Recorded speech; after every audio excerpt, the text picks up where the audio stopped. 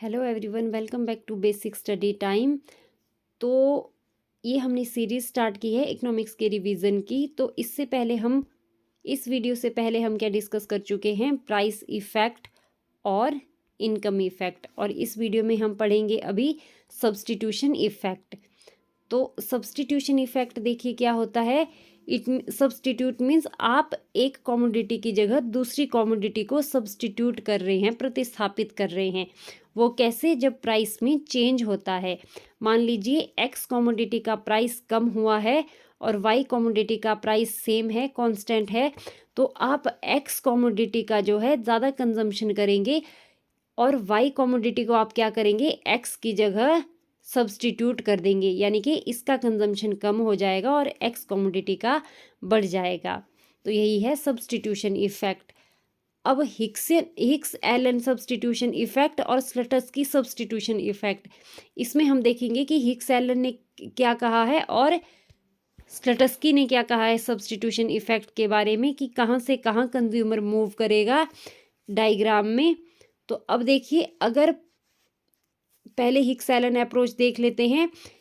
अगर प्राइस कम होता है तो हमने पढ़ा है कि प्राइस कम होने से जो है बजट लाइन हमारी कैसी शिफ्ट होती है, जिस कमोडिटी का प्राइस कम हुआ है उसकी तरफ जो है आगे मूव करेगी। अब यहाँ पर मान लीजिए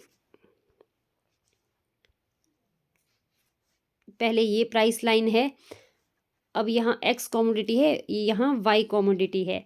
एक्स कमोडिटी का प्राइस अगर कम हुआ है, पहले इतना कंजम्पशन हो रहा है इस पॉइंट पर, एक्स कमोडिटी का प्राइस होने पर अब एक्स कमोडिटी ज़्यादा खरीदी जाएगी। पहले इतनी खरीद रहे थे, अब इतनी खरीदी जाएगी, तो यानी कि एक्स कमोडिटी का कंजम्पशन बढ़ जाएगा। मगर जो हिक्स का सब्स्टिट्यूशन इफेक्ट है, इसमें हिक्स ने क्या कहा है कि प्राइस इफेक्ट यहाँ से, प्राइस नहीं सॉरी, ये सब्स्टिट्यूशन इफेक्ट यहाँ से यहाँ नहीं होगा, ये कहाँ होगा, कंज्यूमर का जो है उससे उसका सेटिस्फेक्शन लेवल सेम रखने के लिए क्या किया जाएगा, उससे इतनी इनकम वापस ली जाएगी कि वो पहले वाले इंडिफरेंस कर्व पर ही रहे। फिर भी पहले वाले उससे इनकम वापस लेने के बावजूद भी कंज्यूमर क्या करता है, सस्ती वस्तु को जो है ज़्यादा खरीदता है, जो उसके मुकाबले में महंगी है उसकी जगह। अब देखिए, उससे अगर इनकम वापस ले लेते हैं तो हमारा जो सेकंड बजट लाइन ये थी, इसी के पैरेलल हम बजट लाइन ड्रॉ करते हैं। ऐसी बजट लाइन ड्रॉ करेंगे कि ये पहले वाले इंडिफरेंस कर्व को ये टच करे। तो इसको टच करते हुए, इसके टच करने का मतलब क्या है कि कंज्यूमर का सेटिस्फेक्शन लेवल सेम रखना है। अब देखिए, पहले एक्स कमोडिटी का OQ1 कंजम्पशन हो रहा है, अब प्राइस कम होने के बावजूद क्या हुआ है, वाई कमोडिटी का कंजम्पशन कम हुआ है, एक्स कमोडिटी का बढ़ गया है। तो इसी तरह से R से S हमारा होता है सब्स्टिट्यूशन इफेक्ट। प्राइस बढ़ने की केस में भी ऐसा ही होता है कि बजट लाइन पहले ये थी, फिर बजट लाइन ये हो जाती है। पहले वाली बजट लाइन पर कंज्यूमर के पास इंडिफरेंस कर्व ये होता है, और जब प्राइस बढ़ जाते हैं तो कंज्यूमर की जो है रियल इनकम कम हो जाती है। तो सरकार क्या करती है, मान लीजिए टैक्स लगाया सरकार ने, तो सरकार टैक्स को लगाएगी नहीं, कम करेगी, इसमें टैक्स कम करेगी तो कंज्यूमर की इनकम बढ़ जाएगी। जब इनकम बढ़ेगी तो हमें पता है कि बजट लाइन आगे शिफ्ट होती है पैरेलल, बजट लाइन यहाँ शिफ्ट हो जाएगी। उसको ऐसे शिफ्ट करना है कि वो पहले वाले इंडिफरेंस कर्व को टच करे, यानी कि ये वाली इस इंडिफरेंस कर्व को, पहले यहाँ टच हो रहा था अब यहाँ टच होगा। इसका मतलब क्या है कि एक्स कमोडिटी का प्राइस बढ़ने के बावजूद जो है एक्स कमोडिटी को कम खरीदा जाता है और वाई कमोडिटी को ज़्यादा खरीदा जाता है और एस पॉइंट पर आ जाते हैं। तो ये था हमारा हिक्स एलन सब्स्टिट्यूशन इफेक्ट। अब देखते हैं स्लटस्की। तो स्लटस्की ने क्या कहा है, हिक्स जो है सेटिस्फेक्शन लेवल की बात करता है, जो कि इंडिफरेंस कर्व सेम, एक इंडिफरेंस कर्व पर सेटिस्फेक्शन लेवल सेम होता है। बट स्लटस्की जो है परचेजिंग पावर सेम रखने की बात करता है। अब देखिए, ये इनिशियल प्राइस लाइन है, ये प्राइस लाइन है कि एक्स कमोडिटी का प्राइस हमारा कम हो गया है, एक्स कमोडिटी का प्राइस कम हो गया है तो कंज्यूमर की जो है परचेजिंग पावर बढ़ जाती है। तो परचेजिंग पावर बढ़ने से क्या होगा, वो उन्हीं पैसों से जो उसके पास पहले थे, प्राइस कम होने पर जो है वो ज़्यादा क्वांटिटी खरीद सकता है। तो उसकी जो है परचेजिंग पावर सेम रखनी है तो इसके लिए सरकार उससे पैसे ले लेगी। अगर कंज्यूमर से पैसे ले लिए तो इतने पैसे ले लिए जाएंगे कि वो ये जो पहले वाला इंडिफरेंस कर्व है, इस पर जो ये पॉइंट है, ये फर्स्ट इनिशियल कम्बिनेशन गुड्स का, वो कंज्यूमर इस कम्बिनेशन को खरीद सके इनकम लेने के बावजूद भी। तो इसके लिए जो है बजट लाइन, जो सेकंड बजट लाइन होगी, वो इस तरह से ड्रॉ की जाती है। पहले इस बजट लाइन पर इनकम ज़्यादा है तो इनकम कम हुई तो बजट लाइन पीछे पैरेलल शिफ्ट होगी। कहाँ से ये जा रही है, ये इनिशियल हमारा कम्बिनेशन है जिसको कंज्यूमर खरीद रहा था, इसको कट करते हुए, क्योंकि इस बजट लाइन पर वो ये वाला कम्बिनेशन भी खरीद सकता है। मगर कंज्यूमर क्या करता है, इस कम्बिनेशन को ना खरीदते हुए इस कम्बिनेशन को खरीदता है। क्यों? क्योंकि जो है सब्स्टिट्यूशन इफेक्ट, यहाँ पर आता है सब्स्टिट्यूशन, क्योंकि कंज्यूमर सस्ती गुड यानी कि एक्स गुड ज़्यादा खरीदेगा और वाई गुड जो है वो कम कर देगा, क्योंकि वाई गुड वो फ्यूचर में भी खरीद सकता है क्योंकि इसके प्राइस तो सेम है। ये एक्स गुड जो सस्ती हुई है, हो सकता है फ्यूचर में ये महंगी हो जाए, इसलिए कंज्यूमर इसको छोड़ना नहीं चाहता, इसलिए वो सब्स्टिट्यूट कर देता है। इसी तरह से ये हमारा है स्लेटस्की का substitution effect. Rise in price में भी आप देख सकते हैं कि यहाँ बजट लाइन जो है आगे पैरेलल शिफ्ट हो जाती है। अब हम देखेंगे कि प्राइस इफेक्ट में से हमने इनकम और सब्स्टिट्यूशन इफेक्ट को कैसे अलग करना है। प्राइस इफेक्ट क्या होता है, ये सब्स्टिट्यूशन और इनकम इफेक्ट का जोड़ होता है। अब देखिए इसमें इन्हीं दो अप्रोचेज में जो हमने हिक्स का सब्स्टिट्यूशन इफेक्ट और स्लेटस्की का सब्स्टिट्यूशन इफेक्ट पढ़ा, इसमें ही हम इनको अलग करके देखेंगे। हिक्स की जो अप्रोच है वो है कॉम्पनसेटिंग वेरिएशन इन इनकम और दूसरी है इक्विवेलेंट वेरिएशन इन इनकम। अब नेक्स्ट देखिए स्लेटस्की, ये है यूजेस कॉस्ट इंडिफरेंस मेथड। ये मेथड यूज करके स्लेटस्की जो है प्राइस इफेक्ट में से इनकम और सब्स्टिट्यूशन इफेक्ट को अलग करना बताया है। तो अब हिक्स में देखिए, हिक्स में पहले हम देखेंगे compensating variation in income method के थ्रू। तो इसमें क्या है, सेम सेटिस्फैक्शन लेवल को कंज्यूमर का सेम रखना है, तो इसको सेम रखने के लिए सेम इंडिफरेंस पर रहना पड़ेगा कंज्यूमर को, प्राइस चेंज होने के बावजूद भी। अब देखिए प्राइस कम होने से क्या होता है, परचेजिंग पावर कंज्यूमर की बढ़ जाती है, तो क्या वो करता है, क्वांटिटी जो है ज़्यादा डिमांड करता है प्राइस कम होने के बावजूद। पहले मान लीजिए एक कंज्यूमर है, उसके पास 100 रुपये है, एक्स कमोडिटी है जिसका प्राइस 10 रुपये है, तो एक्स कमोडिटी की वो 10 यूनिट खरीद सकता है 100 रुपये से। अब मान लीजिए प्राइस हो जाता है 10 रुपये से कम होकर 5 रुपये, तो अब कंज्यूमर 100 रुपये से कितनी यूनिट खरीद सकता है, 20 यूनिट। 20 यूनिट, बट क्या करना है, कंज्यूमर 20 यूनिट खरीद सकता है, कंज्यूमर की मनी इनकम तो सेम है 100 रुपये, बट रियल इनकम कंज्यूमर की बढ़ गई है रियली में, यानी कि कंज्यूमर इस 100 रुपये से ज़्यादा गुड्स खरीद सकता है 20 गुड्स पहले जो कि 10 खरीद सकता था। तो इसी रियल इनकम को कांस्टेंट रखने के लिए क्या किया जाएगा, सरकार मान लीजिए टैक्स लगाएगी, तो जो उसके पास 100 रुपये हैं, 50 रुपये अगर टैक्स लगता है, उससे मनी इनकम वापस ले ली जाती है, तो उसके पास जो 50 रुपये बचते हैं, इन्हीं को खर्च करके वो जो है उसी सेम सेटिस्फैक्शन लेवल पर कंज्यूमर को रखा जाएगा। अब देखिए कैसे ये होता है कॉम्पनसेटिंग वेरिएशन में। अब हम डायरेक्ट डायग्राम देखेंगे, यहाँ पर ये डायग्राम है, सेम वही डायग्राम है जो हमने पीछे पढ़ा। यहाँ पर क्या अलग चीज़ है, इस वाली लाइन पर जो है कंज्यूमर का हमने हायर इंडिफरेंस कर्व ड्रॉ किया हुआ है।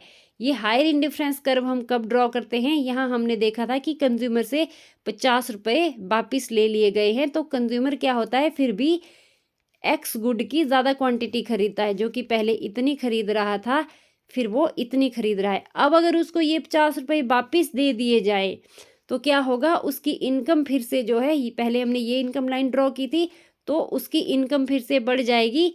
इनकम बढ़ जाएगी तो वो इस हायर इंडिफरेंस कर्व पर आ जाएगा। अगर इस हायर इंडिफरेंस कर्व पर आ जाएगा तो कंज्यूमर का जो है सेटिस्फैक्शन लेवल बढ़ जाएगा। अब देखिए यहाँ पर आने से Q2R हम देखेंगे, ये है प्राइस इफेक्ट। कैसे, ये इनिशियल बजट लाइन है, ये बाद वाली बजट लाइन है जब एक्स कमोडिटी का प्राइस कम हुआ था। अब ये वाली बजट लाइन और इस वाली बजट लाइन को हम देखेंगे तो इस वाली बजट लाइन पर हम एस पॉइंट पर इक्विलिब्रियम में है और यहाँ पर आर पॉइंट पर। तो एस से आर हमारा क्या होता है, ये हमारा होता है इनकम इफेक्ट। इनकम इफेक्ट, अब substitution effect Q2S S2R income effect, और ये टोटल हमारा है प्राइस इफेक्ट। अब नेक्स्ट देखिए हिक्सियन अप्रोच किसमें, इक्विवेलेंट वेरिएशन इन इनकम में। और देखिए इक्विवेलेंट वेरिएशन इन इनकम, इसका मतलब क्या होता है कि प्राइस कम होने से हमें पता है कंज्यूमर की परचेजिंग पावर बढ़ जाती है। परचेजिंग पावर बढ़ने से जो है कंज्यूमर 100 रुपये से ही ज़्यादा क्वांटिटी खरीद सकता है। अब क्या बात की है इसमें कि अगर प्राइस कम ना हो, बिना प्राइस कम किए अगर परचेजिंग पावर बढ़ गई तो हमें पता है कि कंज्यूमर हायर इंडिफरेंस कर्व पर आ जाता है। अगर प्राइस बिना कम किए कांस्टेंट रखे कंज्यूमर की इनकम बढ़ा दी जाए तो भी कंज्यूमर जो है इसी हायर इंडिफरेंस कर्व पर आ सकता है। तो ये कैसे आएगा, इसी को हिक्सियन ने कहा है इक्विवेलेंट वेरिएशन इन इनकम। अब इसमें कैसे, देखिए डायग्राम तो सेम है बट यहाँ पर हम क्या देखेंगे, इनिशियल बजट लाइन, ये फिर बाद में प्राइस कम होने पर बजट लाइन। प्राइस कम होने पर बजट लाइन है तो इक्विलिब्रियम में कंज्यूमर यहाँ पर है। अब क्या होता है, इस प्राइस को कम नहीं करेंगे, पहले वाली बजट लाइन इनकम बढ़ा देते हैं तो बजट लाइन ये आगे शिफ्ट होगी बजट लाइन। सेम यही इंडिफरेंस कर्व है और यहाँ पर इक्विलिब्रियम हो रहा है। इट मीन्स इंडिफरेंस कर्व तो सेम है बट जो है इक्विलिब्रियम पॉइंट हमारा चेंज हो रहा है, जो कि इस न्यू बजट लाइन को टच कर रहा है। तो इसीलिए देखिए इसको कहा जाता है, यही है हमारा इक्विवेलेंट वेरिएशन इन इनकम के थ्रू प्राइस और बजट इफेक्ट। अब प्राइस इफेक्ट आप देखेंगे Q से R, ये हमारा होगा प्राइस इफेक्ट, क्योंकि हम इस लाइन से इस लाइन पर इक्विलिब्रियम में आ रहे हैं। अब इस लाइन से इस लाइन पर आ रहे हैं तो ये हमारा होगा इनकम इफेक्ट। अब R से S की तरफ जा रहे हैं तो ये हमारा होगा सब्स्टिट्यूशन इफेक्ट।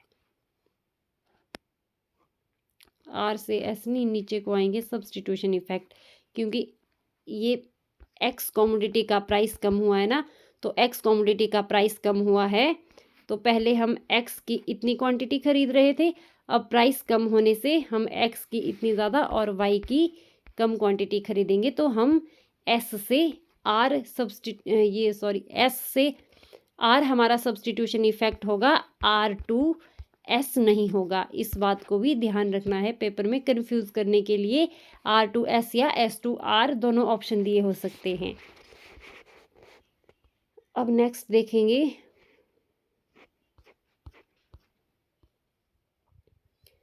अब स्लटस्की मेथड में हम प्राइस इफेक्ट को जो है इनकम और सब्स्टिट्यूशन इफेक्ट में अलग करके देखेंगे। स्लटस्की इफेक्ट का डायग्राम हम देख चुके हैं और स्लटस्की सब्स्टिट्यूशन इफेक्ट, स्लटस्की ने क्या माना है, ऑलवेज बी नेगेटिव, यानी कि प्राइस कम होने से हमेशा क्वांटिटी ज़्यादा खरीदी जाएगी और प्राइस बढ़ने से क्वांटिटी कम खरीदी जाएगी। इसी तरह से सब्स्टिट्यूशन इफेक्ट जो है ऑलवेज नेगेटिव की बात की है स्लटस्की ने। अब यहाँ देखिए ए टू